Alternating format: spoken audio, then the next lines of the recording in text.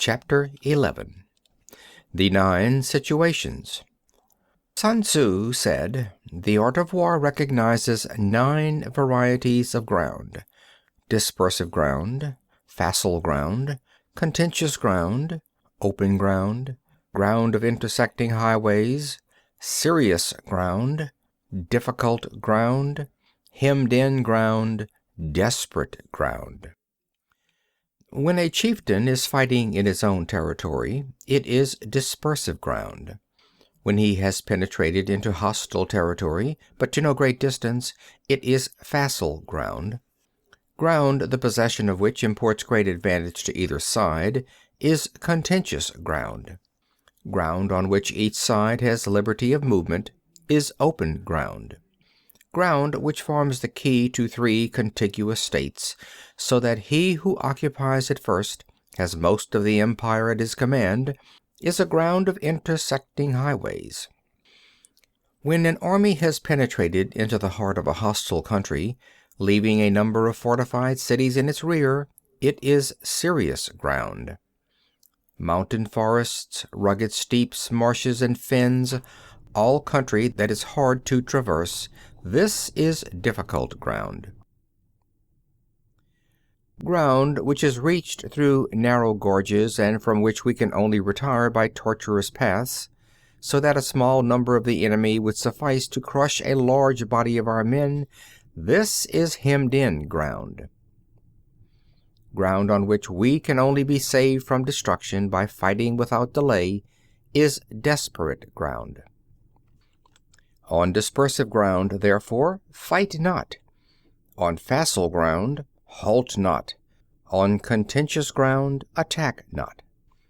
On open ground, do not try to block the enemy's way. On the ground of intersecting highways, join hands with your allies. On serious ground, gather in plunder. In difficult ground, keep steadily on the march. On hemmed-in ground, resort to stratagem. On desperate ground, fight. Those who were called skillful leaders of old knew how to drive a wedge between the enemy's front and rear, to prevent cooperation between his large and small divisions, to hinder the good troops from rescuing the bad, the officers from rallying their men. When the enemy's men were united, they managed to keep them in disorder. When it was to their advantage, they made a forward move; when otherwise, they stopped still. If asked how to cope with a great host of the enemy in orderly array and on the point of marching to the attack, I should say, begin by seizing something which your opponent holds dear. Then he will be amenable to your will. Rapidity is the essence of war. Take advantage of the enemy's unreadiness. Make your way by unexpected routes and attack unguarded spots. The following are the principles to be observed by an invading force. The further you penetrate into a country, the greater will be the solidarity of your troops, and thus the defenders will not prevail against you. Make forays in fertile country in order to supply your army with food. Carefully study the well-being of your men and do not overtax them. Concentrate your energy and hoard your strength. Keep your army continually on the move and devise unfathomable plans. Throw your soldiers into positions whence there is no escape, and they will prefer death to flight. If they will face death, there is nothing they may not achieve. Officers and men alike will put forth their uttermost strength. Soldiers, when in desperate straits, lose the sense of fear. If there is no place of refuge, they will stand firm. If they are in hostile country, they will show a stubborn front. If there is no help for it, they will fight hard. Thus, without waiting to be marshaled, the soldiers will be constantly on the qui vive, without waiting to be asked, and they will do your will without restrictions. They will be faithful. Without giving orders, they can be trusted. Prohibit the taking of omens and do away with superstitious doubts. Then, until death itself comes, no calamity need be feared. If our soldiers are not overburdened with money, it is not because they have a distaste for riches. If their lives are not unduly long, it is not because they are disinclined to longevity. On the day they are ordered out to battle, your soldiers may weep, those sitting up bedewing their garments, and those lying down, letting the tears run down their cheeks. But let them once be brought to bay, and they will display the courage of a Chu or Kuei. The skillful tactician may be likened to a shuijan. Now the shuijan is a snake that is found in the Ch'ung Mountains. Strike at its head, and you will be attacked by its tail. Strike at its tail, and you will be attacked by its head. Strike at its middle, and you will be attacked by head and tail both. Asked if an army can be made to imitate the shuijan, I should answer yes.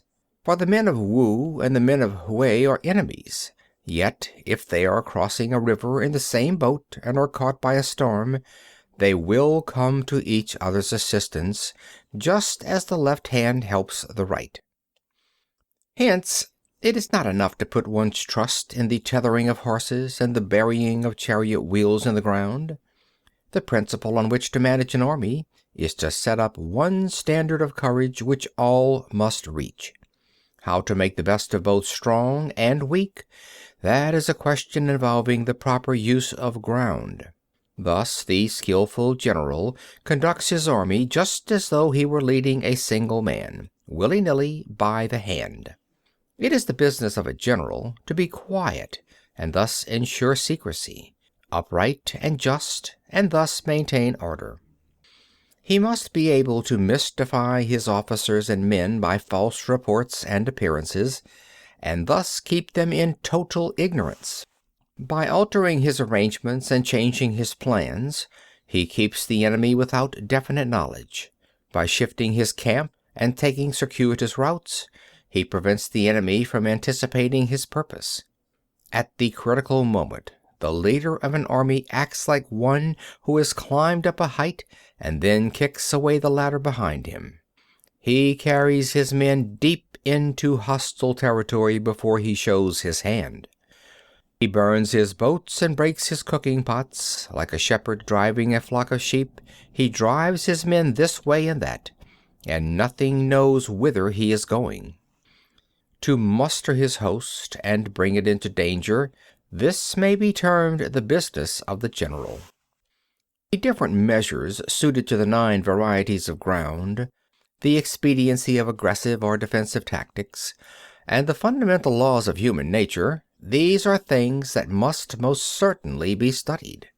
When invading hostile territory, the general principle is that penetrating deeply brings cohesion, penetrating but a short way means dispersion. When you leave your own country behind and take your army across neighborhood territory, you find yourself on critical ground. When there are means of communication on all 4 sides, the ground is one of intersecting highways. When you penetrate deeply into a country, it is serious ground. When you penetrate but a little way, it is facile ground. When you have the enemy's strongholds on your rear and narrow passes in front, it is hemmed-in ground. When there is no place of refuge at all, it is desperate ground. Therefore, on dispersive ground I would inspire my men with unity of purpose. On facile ground I would see that there is close connection between all parts of my army. On contentious ground I would hurry up my rear. On open ground I would keep a vigilant eye on my defenses. On ground of intersecting highways I would consolidate my alliances. On serious ground I would try to ensure a continuous stream of supplies. On difficult ground I would keep pushing on along the road. On hemmed-in ground I would block any way of retreat. On desperate ground I would proclaim to my soldiers the hopelessness of saving their lives. For it is the soldier's disposition to offer an obstinate resistance when surrounded, to fight hard when he cannot help himself, and to obey promptly when he has fallen into danger. We cannot enter into alliance with neighboring princes until we are acquainted with their designs. We are not fit to lead an army on the march unless we are familiar with the face of the country, its mountains and forests, its pitfalls and precipices, its marshes and swamps. We shall be unable to turn natural advantages to account unless we make use of local guides. To be ignorant of any one of the following 4 or 5 principles does not befit a warlike prince. When a warlike prince attacks a powerful state, his generalship shows itself in preventing the concentration of the enemy's forces. He overawes his opponents, and their allies are prevented from joining against him. Hence, he does not strive to ally himself with all and sundry, nor does he foster the power of other states. He carries out his own secret designs, keeping his antagonists in awe. Thus he is able to capture their cities and overthrow their kingdoms. Bestow rewards without regard to rule, issue orders without regard to previous arrangements, and you will be able to handle a whole army as though you had to do with but a single man. Confront your soldiers with the deed itself. Never let them know your design. When the outlook is bright, bring it before their eyes, but tell them nothing when the situation is gloomy. Place your army in deadly peril, and it will survive. Plunge it into desperate straits, and it will come off in safety. For it is precisely when a force has fallen into harm's way that it is capable of striking a blow for victory. Success in warfare is gained by carefully accommodating ourselves to the enemy's purpose. By persistently hanging on the enemy's flank, we shall succeed in the long run in killing the commander-in-chief. This is called ability to accomplish a thing by sheer cunning. On the day that you take up your command, block the frontier passes, destroy the official tallies, and stop the passage of all emissaries.